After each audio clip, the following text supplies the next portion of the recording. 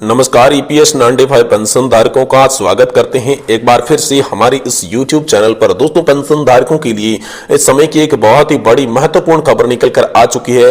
जी हां दोस्तों, पेंशन धारकों की लंबे समय से चल रही पुरानी पेंशन योजना की मांग को लेकर पेंशन धारकों ने किया एक बहुत ही बड़ा ऐलान। पुरानी पेंशन पर 10 दिसंबर को रामलीला मैदान में निर्णायक रैली का आयोजन और दोस्तों पेंशन जयघोष मां रैली का आयोजन। सरकारी कर्मचारी इसके लिए होंगे लामबंद, पेंशन धारक करेंगे बड़ा धरना प्रदर्शन। साथ ही अगली बड़ी खबर की बात करें तो दोस्तों पेंशन धारकों की पेंशन बढ़ोतरी में 1000 रुपए से लगाकर 5000 रुपए तक की होगी बढ़ोतरी संभव। इसके लिए यहां पर पेंशनर्स के द्वारा लिस्ट भी जारी कर दी जा चुकी है। साथ ही पेंशन धारकों को जो पुराना बकाया डीए एरियर्स है वो भी दोस्तों मिलने वाला है। इसको लेकर भी बड़ी खबर आई है।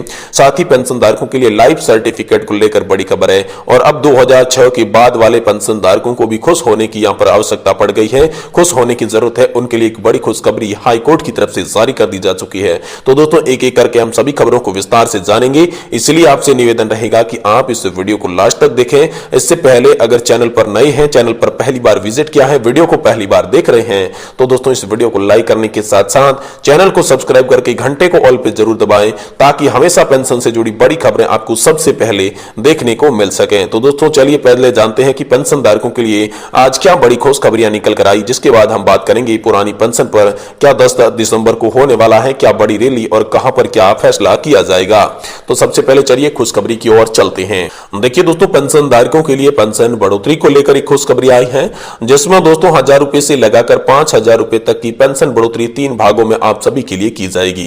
पहले भाग वाले पेंशन धारकों की पेंशन में 3000 रुपए की बढ़ोतरी होगी, वहीं लास्ट भाग वाले पेंशन धारकों की पेंशन में 1000 रुपए की बढ़ोतरी की जाएगी। तो दोस्तों किन पेंशन धारकों के भाग में कितनी बढ़ोतरी होगी और किन पेंशन धारकों को इनका कैसे लाभ मिलेगा, चलिए सबसे पहले इसके बारे में विस्तार से बात करते हैं। तो दोस्तों सबसे पहले बात करते हैं कि जिन पेंशन धारकों को न्यूनतम 1000 रुपए से लगाकर 3000 रुपए के बीच की पेंशन मिल रही है, उन पेंशन धारकों की पेंशन में कितनी बढ़ोतरी की जाएगी।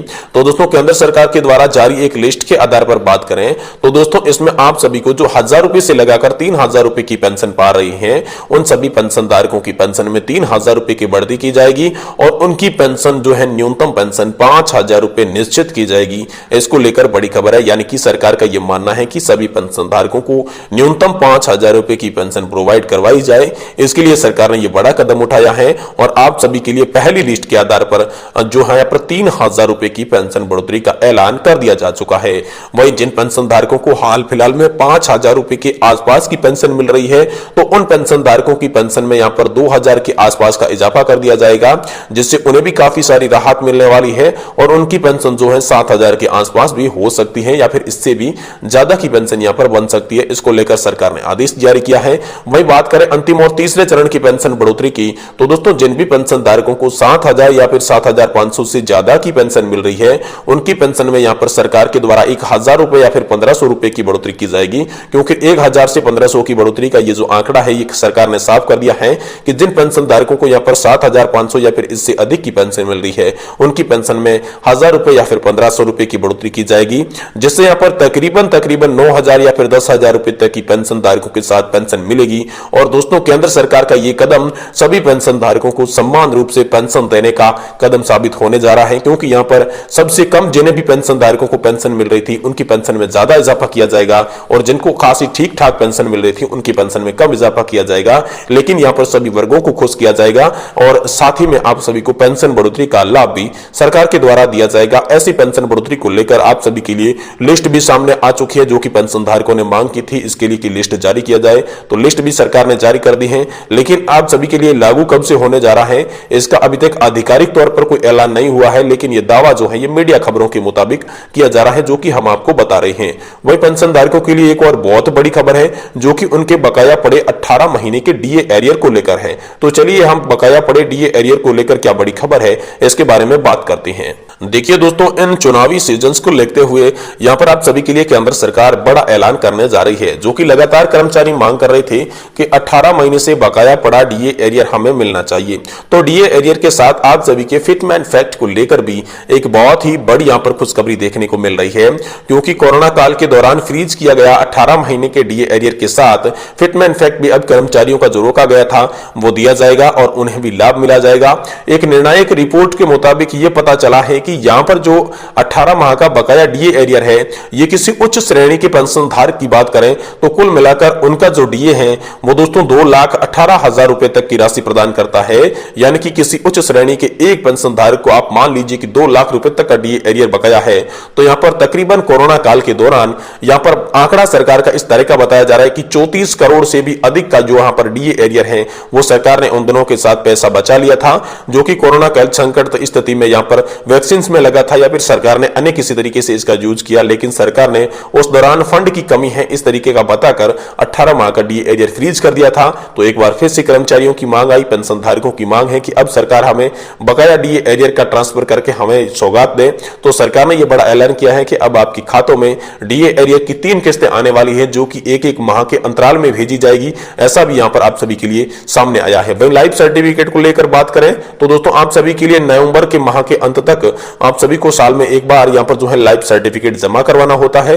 तो जमा करवाने के बाद भी कुछ पेंशन धारकों को यहां पर पेंशन नहीं मिल रही थी, पेंशन धारकों को बहुत सारी दिक्कत परेशानियां हो रही थी। तो इसी को लेकर गवर्नमेंट एक बड़ा लिंक जारी किया है, जो कि आपको ईपीएफओ की ऑफिशियल वेबसाइट पर मिल जाएगा, जिसके बाद उसमें आप अपने घर पर बैठे फोन के माध्यम से अपने लाइफ सर्टिफिकेट या जीवन प्रमाण पत्र से जुड़ा कोई भी काम आसानी के साथ निपटा सकते हैं, ऐसा कहा गया है। वहीं 2006 के बाद वाले पेंशन धारकों की बात की जाए तो दोस्तों हाईकोर्ट ने एक बड़ा फैसला आप सभी के लिए दिया है। हाईकोर्ट के फैसले के आधार पर अब पेंशन धारकों के साथ पेंशन का भेदभाव खत्म किया जाएगा और पेंशन धारकों को उनकी जो भी रिटायरमेंट की एज है, जो भी रिटायरमेंट की सन है, उसके आधार पर भेदभाव नहीं किया जा सकता, क्योंकि संविधान के 14 अनुच्छेद के अनुसार यह कहा गया है कि देश का सभी नागरिक समान हक के हकदार है। इसलिए पेंशन धारकों की अपील यही थी कि जब भी सभी पेंशन धारक एक समान वर्ग बनाते हैं तो उन्हें पेंशन अलग अलग क्यों दी जाती है। तो इसी पर यहां पर हाईकोर्ट ने निर्णय दिया कि सभी पेंशन धारकों को समान पेंशन मिलनी चाहिए। सभी पेंशन धारक जो है वो एक समान वर्ग बनाते हैं, इसलिए समान पेंशन के हकदार माने जाते हैं। तो ये आप सभी के लिए बड़ा आदेश है। अब दोस्तों बात करते हैं पुरानी पेंशन पर 10 दिसंबर को रामलीला मैदान में निर्णायक रैली को लेकर क्या बड़ी खबर सामने निकल कर आ चुकी है। जी हां दोस्तों, पुरानी पेंशन बहाली पर 10 दिसंबर को रामलीला मैदान में होगा पेंशन जय घोष महारैली। जी हां दोस्तों, सरकारी कर्मचारी इसके लिए होंगे लामबंद। तो दोस्तों all India NPS employees federation के राष्ट्रीय अध्यक्ष डॉक्टर मंजित पटेल के कहे अनुसार पेंशन जय घोष महारैली एक निर्णायक महारैली होगी। अगर उस समय तक केंद्र सरकार पुरानी पेंशन को बहाल नहीं करती है तो सरकारी कर्मचारी अनिश्चितकालीन हड़ताल की ओर कूच करेंगी, जिससे दोस्तों यहां पर पहले भी दिल्ली के अंदर बहुत सारी रैलियां हो चुकी है। नई दिल्ली के रामलीला मैदान में 10 अगस्त को केंद्र सरकार के कर्मचारियों ने पहली बार बड़ी रैली की थी, जिसमें कई राज्यों के कर्मचारी संगठन और केंद्र के भी यहां पर पेंशन धारक मौजूद रहे थे। जिसके बाद ओपीएस के लिए गठित national joint counselling of action यानी कि संचालक समिति की जो संयोजक साइड और स्टाफ साइड थी, उनकी परिषद जेसीएम के सचिव शिव गोपाल मिश्रा ने भी कहा था कि लोकसभा चुनाव से पहले पुरानी पेंशन लागू नहीं होती है तो भाजपा को उसका खामियाजा भुगतना पड़ेगा, क्योंकि कर्मचारी और पेंशन धारक ये कैलकुलेशन लगाकर चल रहे थे कि कर्मचारी पेंशन धारक और उनके रिश्तेदारों की कुल मिलाकर संख्या जो है वो 10 करोड़ की पार चली जाती है और चुनाव में बड़ा उलटफेर करने के लिए यह संख्या निर्णायक साबित होती है। इसके लिए इसके बाद 1 अक्टूबर को रामलीला मैदान में पेंशन शंखनाद महारैली भी आयोजित की गई थी और इसका आयोजन भी national movement for old pension scheme के बैनर के तले हुआ था। तो दोस्तों जिसके अध्यक्ष ने विजय बंधु ने कहा था कि पुरानी पेंशन कर्मचारियों का अधिकार है, वे किसी भी तरीके से इसे लेकर रहेंगे।